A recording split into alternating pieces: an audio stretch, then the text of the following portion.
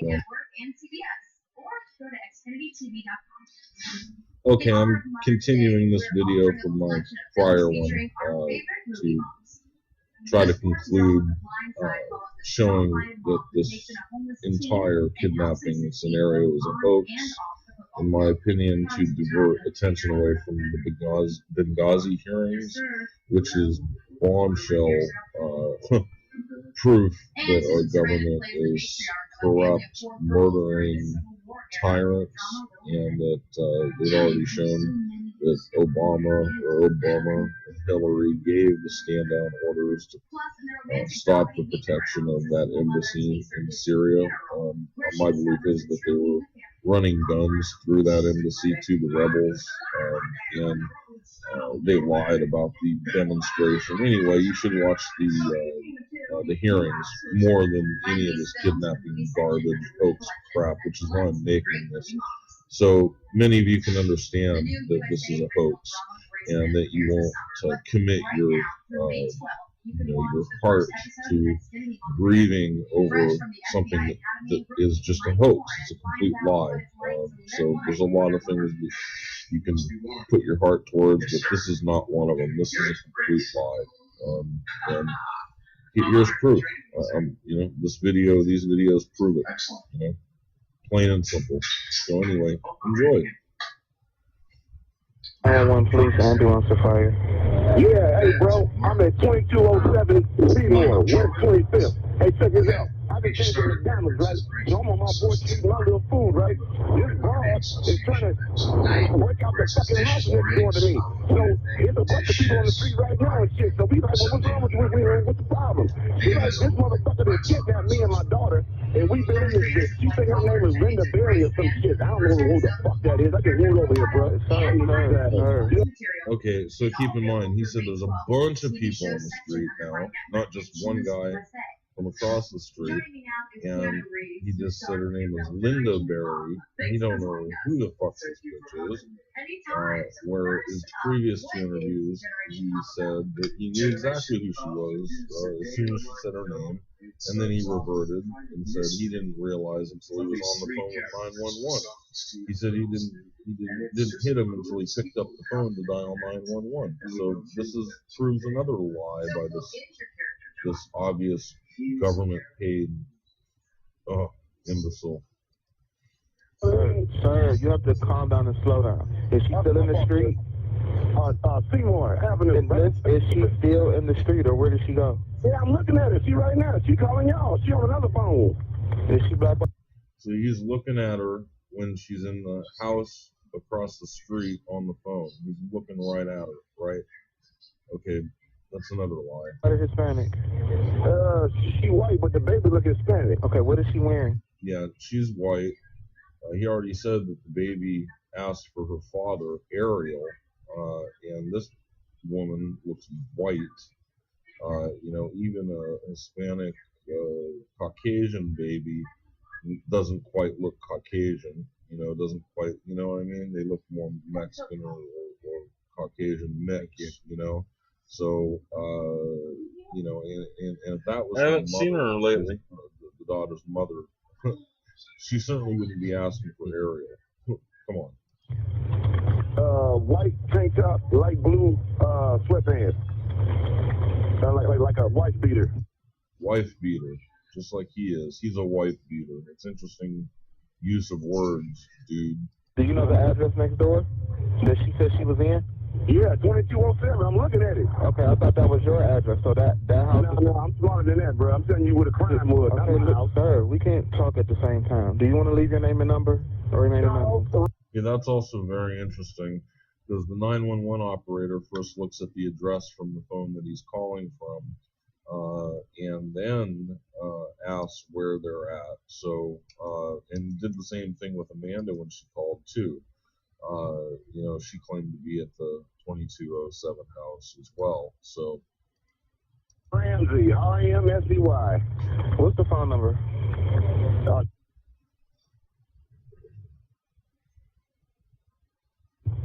Are the people she said that did this, do you know if they're still in the house? I don't have a fucking clue, bro. I just said I came from McDonald's. Can you? So he doesn't have a clue who's in the house or who the person is that she's running from or anything like that, even though he just claimed that he was salsa screwing the guy and eating barbecue with him and lived next door with him for a year or something. Come on. Can you ask her if she needs an ambulance? You need an ambulance? Yeah. Or what? She needs everything. She's in a panic, bro. I guess she's been kidnapped, so, you know, put yourself in her shoes. Nice. We'll send the police out. Good job, dude. There you go.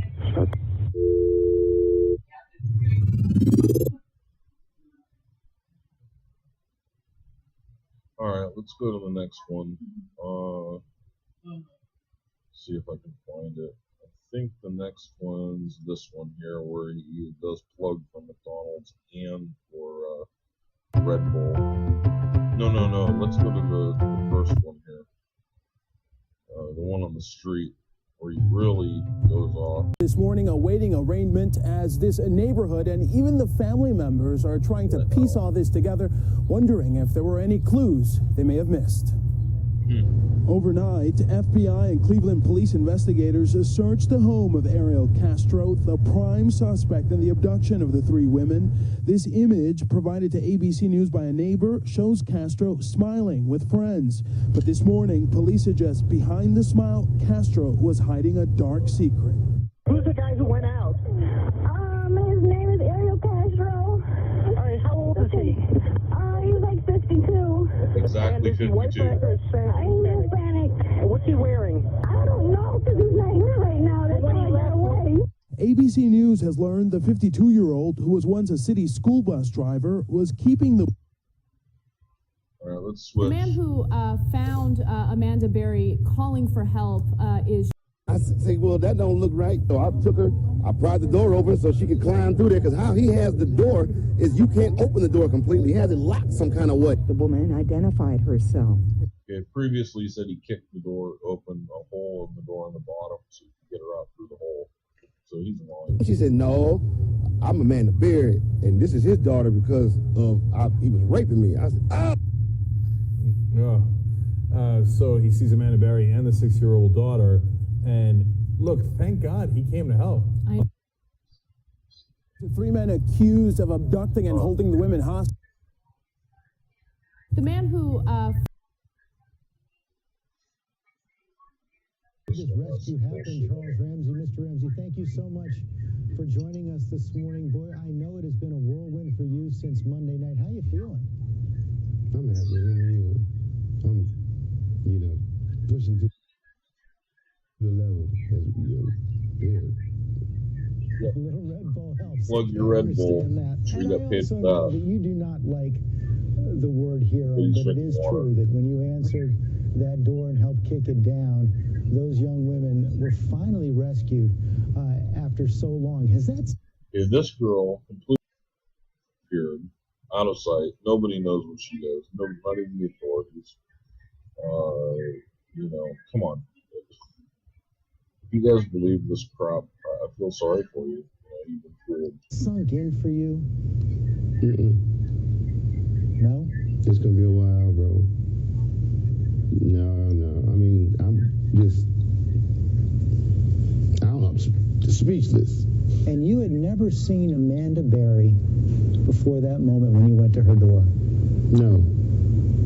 What did she say to you in those moments after you finally were able to... Look at his eye movements. People that are lying do these eye movements, especially looking to the left, which would be to your right.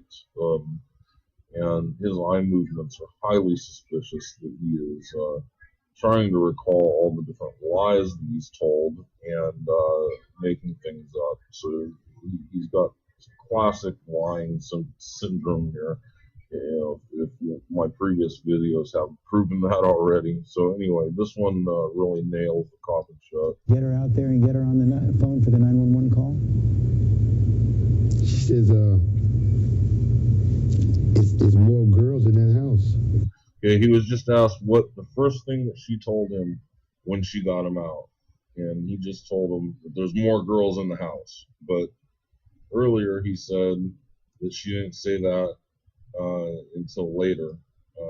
He told she told the police that after they took her fingerprints and got blood, ran the blood and the fingerprints, came back, and then she told them that there were more girls in the house. This is bullshit. And I was just blown away from that statement. You know what I mean? And when the police got there, they went up there and brought the rest of them out. And you had never seen anything of any of them before, even though you knew Ariel Castro a bit. Not only. Look, he's looking right to his left. That's the center of the brain, that part of the brain, that creative part of the brain. I didn't see nothing. Apparently, my neighbors haven't seen anything either. Now, I've been there a year. She's been right there next door to me. He's always looking over to somebody. In his first interview, he looked over to somebody twice, and then like ducked down or something, like he was reaching for a script or something. I don't know. For a year. Every day since I've been on that year. So let me tell you something. When you move into a new neighborhood, see, I'm from the east side of Cleveland. I'm from Richmond Heights. I went to Brush High School. I'm sure Richmond Heights had her picture plastered all over it. Yeah, which is how he knew her immediately. But wait. He didn't know her until he made the 911 call. And then he told the 911 caller he didn't know who the hell she was and got her name wrong. Come on. Okay. I went to Orange. Wait, we're rivals, but it's cool. It's cool. But you didn't see anything. Not one iota. He just said not one iota. But in an earlier interview, he said that he talked to his neighbor about his feeling that something wasn't going on right in that house, and was told by this Arthur or whoever he was, Arturo, just to leave it alone. So he's lying again. Because I wouldn't have been speaking to this dude. I give this dude his mail when it comes to my house. I eat his food when he feels like barbecuing. When he feels like playing salsa music, I try to, merengue. You know what I mean? Had I known that, well, this would be a whole different interview now, wouldn't it? Sure would be a whole different interview. And so you ate ribs with him, you danced with him, you saw him every once in a while, and there was nothing at all in his demeanor that would give you the inkling that he could do something like this? Yeah, he danced salsa music with this guy? Boy, they must be like lovers or something. I don't know. No. Isn't that scary? It is. So either I'm that stupid, or his kind, or that good. Yeah, you're stupid. You've really become a phenomenon all across the country in the last 48 hours. I'm sure you've seen some of all the craziness going out all across the web, including that auto-tune of your original interview. How does that feel to you right now? If people are happy, eye movement. There is no feeling. You do what you got to do. No feeling. Was this guy like a CIA asset or something? And you did what you had to do at the right moment, Charles Ramsey. Thanks very much. Yep, he did what he was paid to do. Which was be a part of this hoax lie crap from the beginning.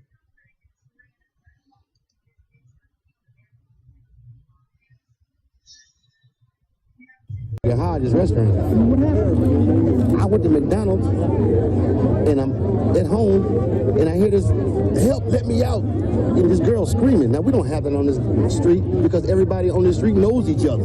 So when you hear something like that, you come running to see what's going on. I thought it was a kid got attacked by a pit bull.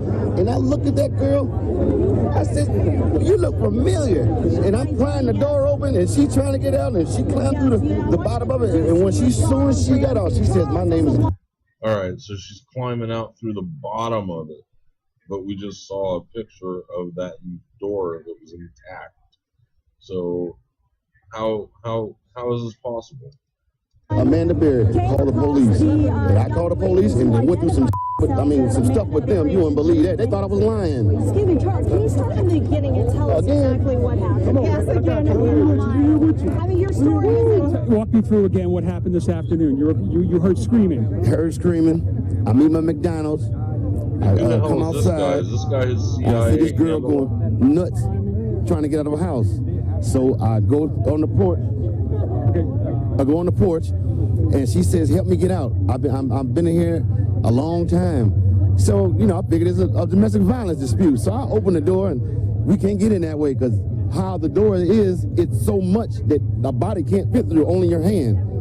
So we kick the bottom, and she comes out with the little girl, and she says, "Call 911." My name. She comes out with the little girl. This is the first time he's mentioned the little girl in kicking the bottom of the door. It's also the first time he's mentioned that the door was cracked open in any way, shape, or form. Her name was Amanda Berry. Did you know who that was when she said that? Well, she told me it didn't register until I got the call at 911. And I'm like, I'm calling the 911 for Amanda Berry? I thought this girl was dead. You know what? You just listened to the 911 call, and he just lied again. You know what I mean? And she got on the phone, and she said, yes, this is me. And the detective, Cook, right here. Now he's saying that instead of running across the street, telling her to run across the street to get use the neighbor's phone, that she actually got onto his phone and said, yeah, that's me. So another lie. Detective Gregory Cook says, Charles, do you know who you rescued? I said. Now, and when did you see Gina? About 5. Good. So about 5 minutes after the police got here. And who is this guy filming? What's going on with this guy here? He's motioned and spoken with this guy a few times. Who is this guy? Who is this guy? See, the girl Amanda told the police, I ain't just the only ones. It's some more girls up in that house. Again, another lie. He was going back and forth. The first thing she said was there's more girls. Then she didn't tell him until the cops got there, which was like moments after, evidently. Because, of course, they were waiting around the corner for the call. So they went up there, 30, 40 deep, and when they came... 30, 40 deep. So after a 911 call where the operator told Amanda Berry that they were going to send the first available car, so out of one car, 30 or 40 police rushed out of and rushed into the house. That's one hell of a cop car. Wow, I'd like a car like that. I could fit 30 or 40 fully armed police in. That'd be amazing. Was just astonishing because I thought they were going to come up with nothing. How long have you lived here? You thought they were going to come up with nothing after you just rescued a kidnapped girl who told you there were more girls inside. Come on. I've been here a year. Okay. You see where I'm coming from? Right. I barbecue with this dude. We eat ribs and whatnot and listen to salsa music. You see where I'm coming from? Yeah. And you had no indication that there was anything going on? Bro, not a clue that girl was in that house or anybody else was in there against their will, because how he is he just comes out to his backyard, plays with the dogs, tinkers with his cars and motorcycles, goes back in the house. Again, he just said he comes out alone, barbecues, plays with dogs, barbecues, plays with, does his cars and whatever. Mentions nothing about his grandchildren as previously mentioned. I mean, what the fuck? So he's somebody that you look away because he's not doing nothing, but the average.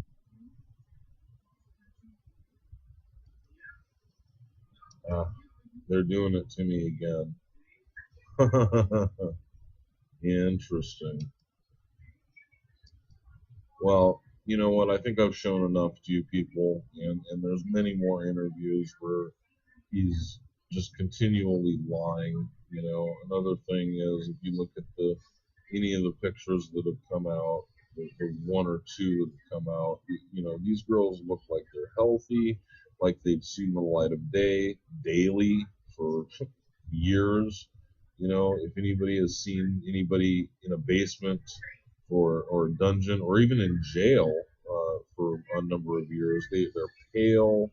They look just, you know, they look screwed up. You know, they're not healthy, vibrant looking people like these girls are. And you know, I'd like to know how you know, this girl was evidently born inside the house with no medical attention and you know, without having to go to school, you know, or you know, without proper education, but she speaks perfectly fine. I mean, come on. And then he messes up and says, oh, she grabs her baby.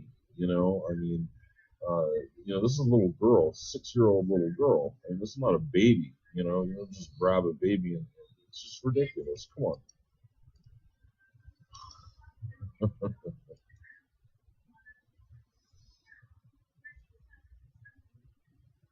And then earlier, Y'all went to Hodge's restaurant.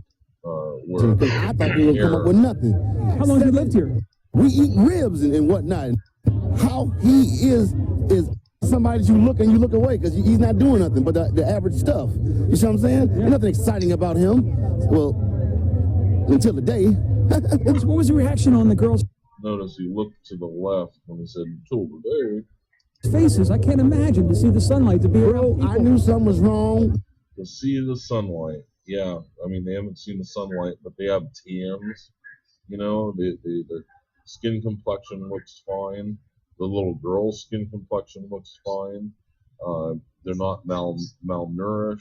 You know, if you ever saw what's the one thing, the guy eating McDonald's for 30 days, Supersize Me, he got screwed up after just 30 days eating McDonald's all the time. They're trying to tell him that he fed them McDonald's every day. Come on. When a little pretty white girl ran into a black man's arms, something is wrong here. Dead giveaway. Dead giveaway. Charles, thank you very much. Dead giveaway. Thank you very much. Little pretty white girl, huh? Yeah, little pretty white girl. No mention of the baby, of course. And, you know, I guarantee after 10 years in a basement, eating McDonald's, getting beaten, chained down, and having miscarriages, you're not going to look that pretty after 10 years of that, no matter what your age is. Guaranteed. Either she homeless or she got problems. That's the only reason why she run to a black man. Charles, thank you for being there, man. Charles Ramsey, neighbor, heard the screaming, took action, went and did what he needed to do. Did what he needed to do. Sure did.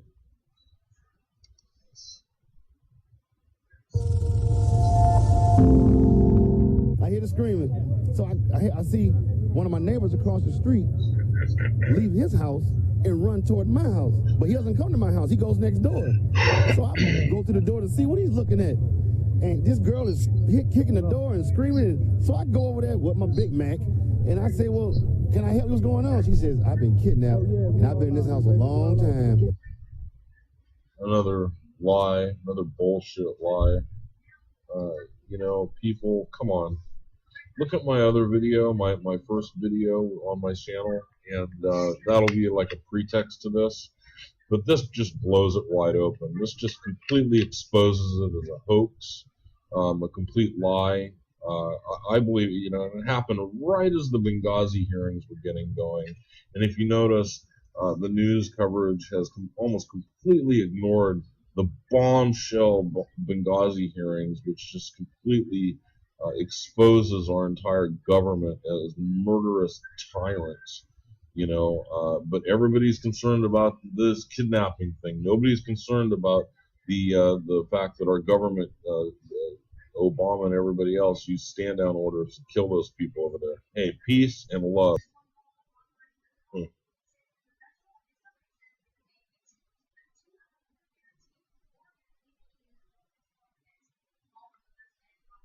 Well, let's see.